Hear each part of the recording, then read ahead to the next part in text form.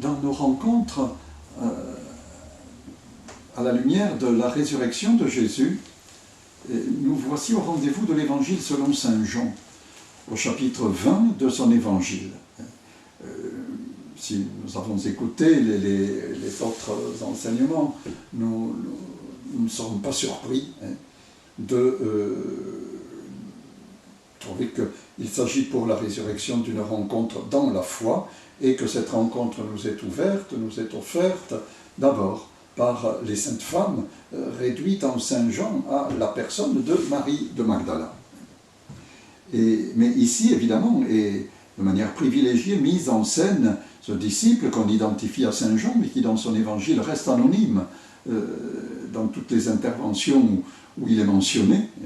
Et il est indiqué comme le disciple que Jésus aimait. C'est lui qui, donc, cet enseignement que nous allons vivre maintenant, nous ouvre une rencontre dans la foi. Ce sont les 10 premiers versets de ce chapitre 20. Le disciple que Jésus aimait est appelé à nous faire partager sa relation privilégiée avec Jésus. Les évangélistes Marc, Matthieu et Luc, qui nous ont conduits jusqu'à présent, nous ont fait passer la porte du mystère. La résurrection n'est pas simplement un événement au sujet duquel il nous informe. Il s'agit d'un événement dans les cœurs, pas simplement un événement extérieur que des journalistes auraient pu raconter. Ils nous font passer la porte du mystère. Le mystère, c'est le secret d'un cœur. Chacun de nous est un mystère, même pour les plus proches, pour mon mari, pour ma femme. Le mystère, ce n'est pas quelque chose qu'on ne peut pas comprendre, c'est quelque chose qu'on n'a jamais fini de comprendre, qui nous ouvre sur l'infini. Donc, nous avons passé la porte du mystère avec Marc, Matthieu et Luc à travers la peur des femmes et la lente découverte des disciples. Mais il s'agit maintenant avec Jean, c'est l'évangile de l'approfondissement, de ne plus faire qu'un avec Jésus dans son élan vers le Père. Ça y est, nous sommes dans le mystère. C'est lui, le disciple, qui reposait dans le sein de Jésus lors de la dernière scène. Chapitre 13, verset 23 de son évangile. C'est lui qui occupe ainsi la place de Jésus lui-même, le Fils unique, tout tourné dans le sein du Père. Au chapitre 1er de son évangile, le Fils unique qui est tourné vers le sein du Père, c'est lui qui seul permet de connaître Dieu. Eh bien, cette place dans le sein du Père pour Jésus est aussi la place du disciple dans le sein de Jésus. C'est lui qui est à l'écoute des secrets de Dieu. C'est lui qui s'est laissé conduire jusqu'au pied de la croix. Il a été témoin de la mort de Jésus et du don qui a jailli de son côté ouvert. Il en sortit du sang et de l'eau. C'est le disciple, témoin véridique, est-il souligné dans l'Évangile, qui nous entraîne par la foi sur les pas de Jésus pour monter avec lui vers son Père et notre Père. Voyons comme cet événement nous entraîne. La résurrection de Jésus n'est pas un événement extérieur, c'est un événement dans lequel nous sommes pris. Mais sinon, ça ne sert plus à rien. Simplement, le disciple, il est lui-même d'abord visité, appelé par la femme, qui est mentionnée par tous les évangélistes comme le premier témoin, Marie de Magdala. Elle inaugure le premier jour de la semaine, encore dans l'obscurité de la nuit. Une étoile continue de briller dans son cœur. La femme et la terre entr'ouverte. Il y a là vraiment un parallèle magnifique. La terre doit laisser jaillir la vie. La femme est porteuse de la vie. La pierre a été enlevée du tombeau. Allons-nous savoir nous engouffrer dans cette brèche ouverte? La mort n'a pu garder dans son étreinte le Fils unique. Nous pouvons refuser ce message, cet appel, et nous restons alors nous-mêmes prisonniers du passé, de la mort. Elles sont plusieurs, les femmes.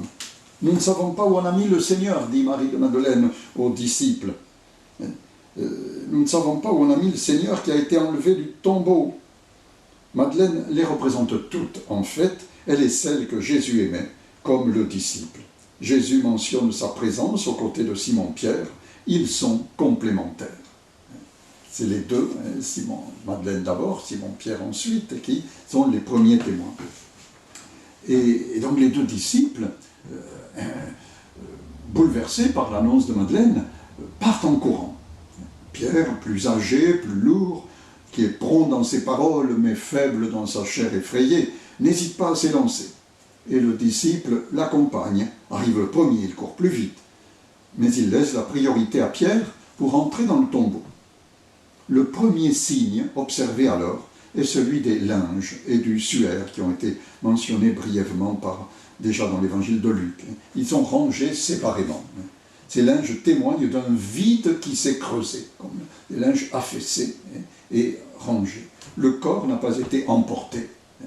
Non, on n'aurait pas évidemment pris la précaution de ranger les linges de cette manière, et de toute manière on n'aurait pas pu mimer et représenter l'affaissement des linges. Le corps n'a pas été emporté, il s'est comme libéré de ses liens.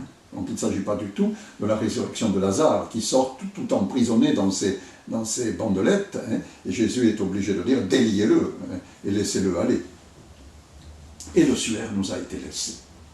Pour nous, hommes du XXIe siècle qui voulons tout vérifier, la photographie, le photographe qui l'a photographié le premier, Secondo Pia, nous a permis de contempler les souffrances terribles et l'amour infini qui nous sauve. Et il a vu se révéler l'image comme un négatif qui se révèle. Aujourd'hui encore, l'homme est capable d'infliger de pareilles horreurs, de pareilles blessures terribles à des millions, des centaines de millions de ses frères. La seule réponse est l'amour toujours offert, des témoins qui se laissent enfoncer dans la nuit pour que la nuit ne puisse empêcher la lumière de jaillir. Jésus n'est pas venu de l'extérieur supprimer les ténèbres, supprimer le mal, il s'est enfoncé dans les ténèbres du mal pour en faire jaillir de l'intérieur la lumière. Il a converti le mal d'une certaine manière. Il a fait que le mal ne soit plus replié sur lui-même, mais devienne porteur d'une lumière à travers l'offrande de ceux qui le subissent. Thérèse de l'Enfant Jésus, que nous avons déjà évoqué, Edith Stein, cette juive convertie au catholicisme, devenue carmélite, et qui, au moment où les nazis l'amènent hors du Carmel de Hollande, où elle s'était réfugiée, elle prend la main de sa sœur, et elle dit « allons pour notre peuple ». Elle ne renie pas ses origines, elle les transfigure de l'intérieur. Le Christ n'abolit pas le judaïsme, il l'illumine, y compris quand on veut l'éliminer.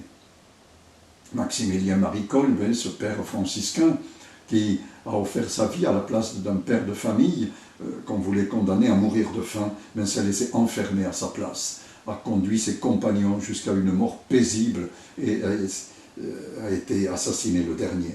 Et puis bien sûr, des centaines et des milliers d'autres anonymes. Le disciple entre alors au tombeau.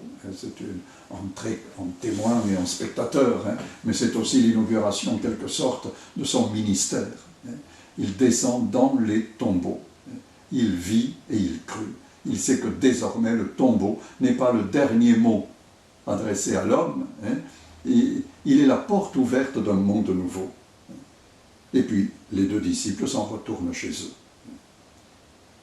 C'est donc une première séquence en creux, comme dans les trois autres évangiles.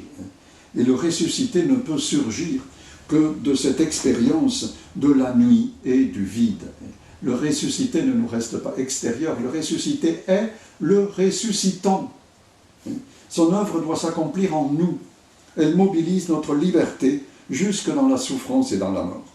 Le Christ doit pouvoir visiter ces cœurs rebelles qui lui permettront enfin de transformer la souffrance en instrument de salut. Et si nous voulons avancer dans la compréhension des récits de résurrection, nous devons lui donner cette permission. Nous devons lui donner la permission de visiter nos tombeaux, d'en rouler la pierre et d'en faire surgir la lumière de la miséricorde et du pardon, la lumière qui empêche le mal d'avoir le dernier mot, la lumière victorieuse du péché et de la nuit, la lumière de la vie.